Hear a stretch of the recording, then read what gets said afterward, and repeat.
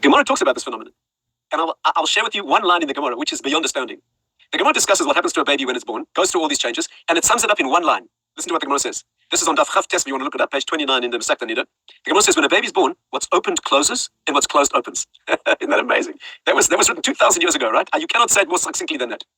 That is what happens when a child is born. Now it's a woman who's been through that. And therefore, when she looks at death, she's been through that transition. What analogy would you like to find for death better than birth? You're talking about a phase transition from this world to the next. Where would you look for the model? You look for it in the transition from the previous world to this one. And it's a woman who's been through that. And therefore, she in the flesh has felt that. And she can therefore look at the day of death and understand what a transition must be. Why do we sing this on Friday night? Because Friday night is the transition from the week to Shabbos, which is a premonition of the transition from this world to a Messianic age, which is called a birth. What do we call Mashiach? Chevlei Mashiach, the birth pains of Mashiach. And no accidental metaphors. When our sages talk about the Messianic Advent as a birth process, you know what they mean? They mean it will be preceded by pains and evidence that there's no hope. The Jewish people's redemption will be preceded by a series of events in the world that are totally genocidally hopeless. You know, let me tell you a medrash. I mean, you can hear Purim. What happened at Purim?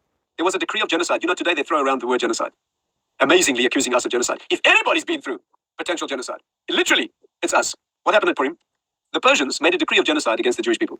Literal genocide. Not the Jews in Europe, where the Jews in America were safe. You're talking about total genocide. Men, every man, woman, and child.